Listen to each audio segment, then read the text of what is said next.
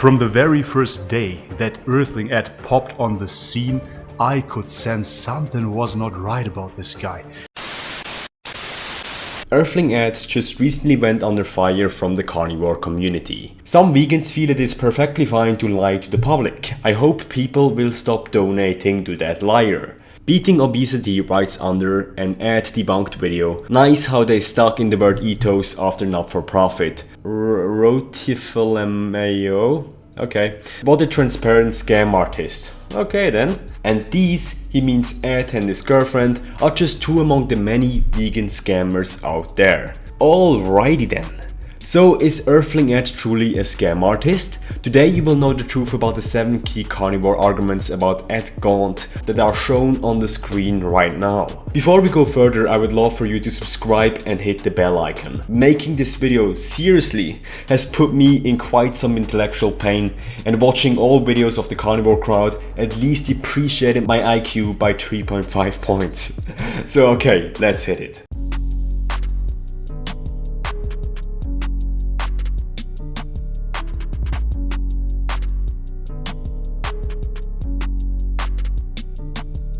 Number 1. His secret name. We all know that Earthling Ed is the name Ed uses on the internet. His real name, as I believed before, was Ed Winters, but it turns out that his real name is actually Edward Gaunt. My source had to run background checks, birth records. This guy has gone to such lengths not to leave any trace. Okay, so why would a public person ever choose a name that is not real? Why is my channel called Quality Gains and not Florian Wüst, which is indeed my real name? Why am I not featuring my little sister, my little brother, my big brother, my mother, my father on a daily basis on these videos? Why am I not filming myself taking my morning shit? The reason is privacy, and I think showing these family pictures is where we cross the line, Bobby. Do you think it is cool for any single person to see childhood pictures of them posted on the internet? Of some hateful morons displaying pictures of your family on YouTube?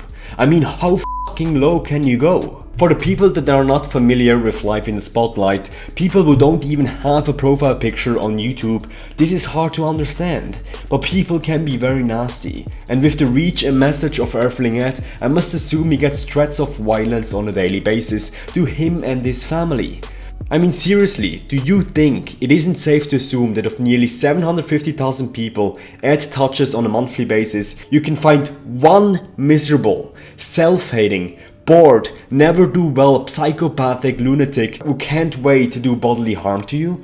This is the reason people in the spotlight use fake names, because it makes sense. Number 2, the street interviews are fake. That Ed's unscripted, casual street interviews that he is so well known for are actually very scripted, edited, produced, and highly planned. Okay, let's give Bobby the benefit of the doubt. Let's assume the interviews are scripted for a second.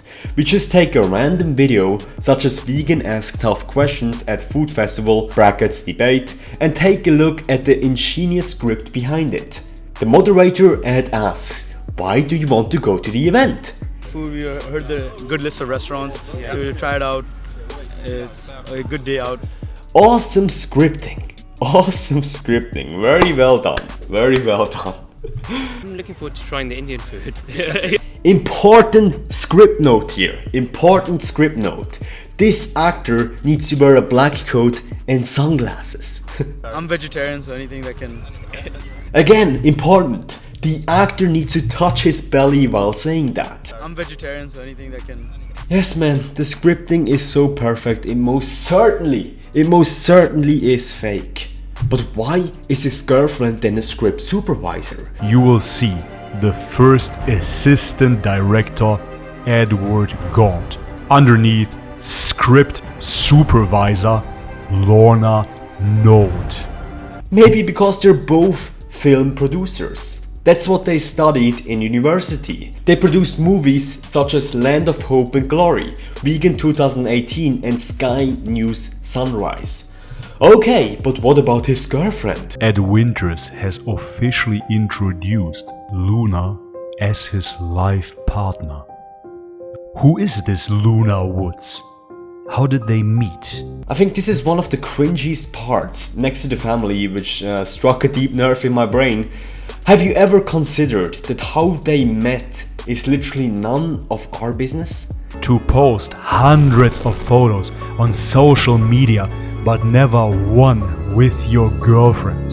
I mean, I have 8,000 subscribers.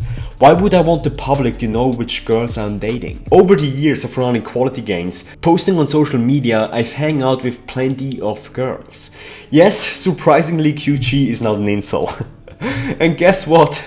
You will not find a single name of the girls that I hang out with on this channel. The reason is that it doesn't align with the channel's purpose and most importantly, privacy. Number 4, he's founded by Big Broccoli. Imagine the revenue from that alone. It actually states on the search website that he has done 71 talks in the last 12 months. Okay, so what is the point? Ed has done 71 talks in the last 12 months. This is more than one talk per week in different states and countries probably.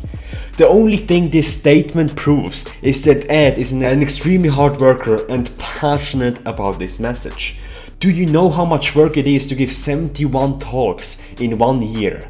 Ed probably sacrifices tons of sleep and free time for that cause. I mean, for an unproductive carnivore like Sverich, it takes 37 days. 37 days to produce a vegan's the epitome of malnourishment videos. 37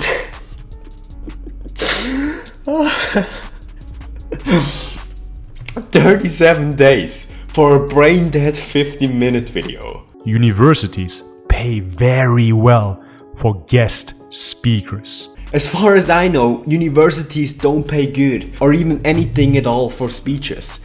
And do you think Ed earns money from the small children he talks to? No. Number 5, Patreon money. Who the fuck gets like $6,000 a month on Patreon? That like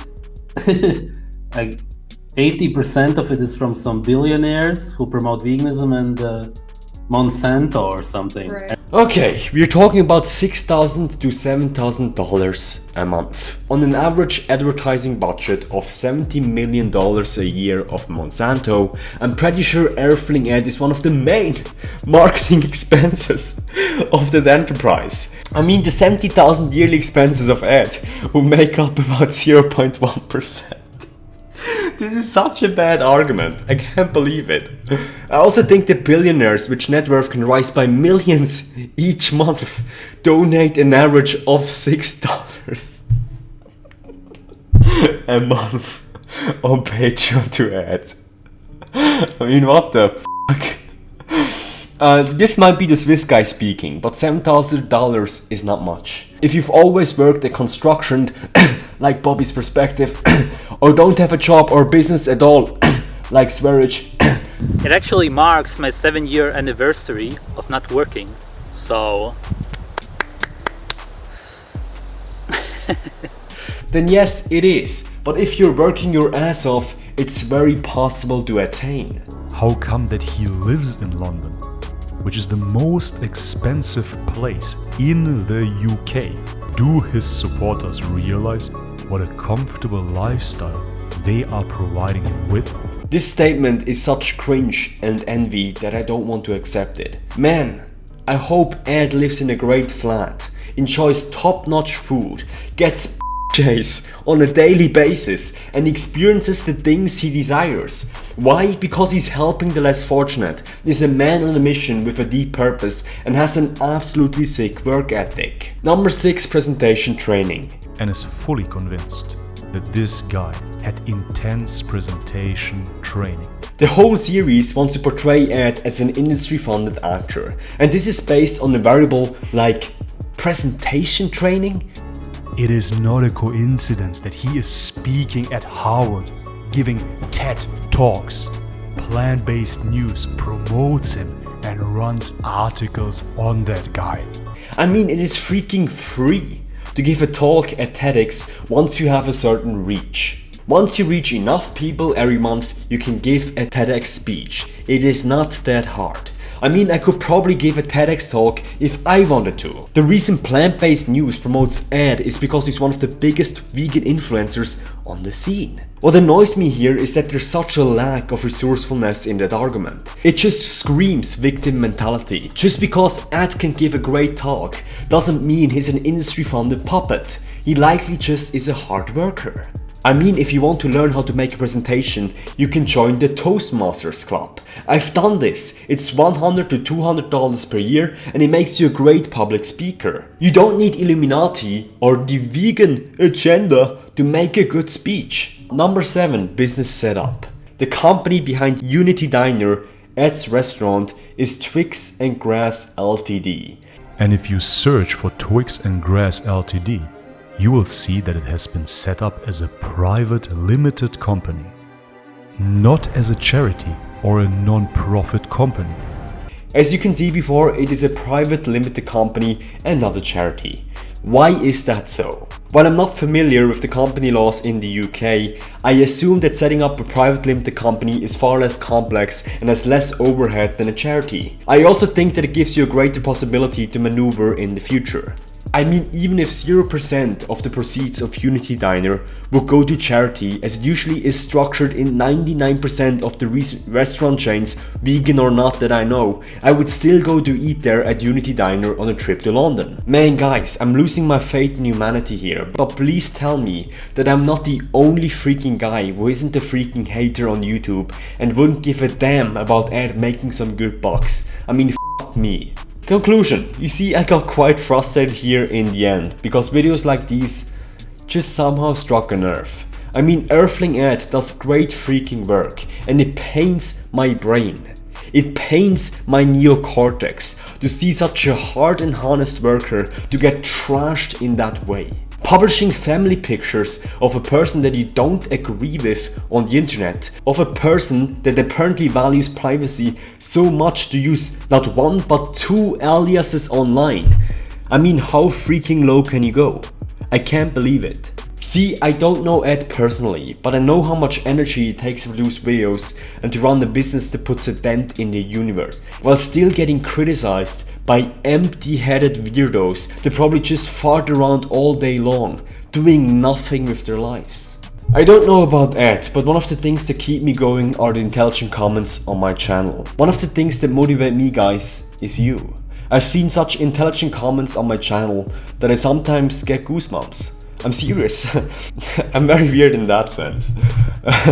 So after watching more than 2-hour-long footages of brain-dead carnivores, I think it is time to say thank you to my fellow soy men and soy women out there on this channel. We just reached 8,000 subscribers today, and I guess I want to thank you for being the intelligent Homo sapiens that you are. The mission of this YouTube channel is to put veganism across the goal line. If you want to help us achieve that, like and subscribe to this channel, and don't forget to hit the bell icon. Let's make food production great again.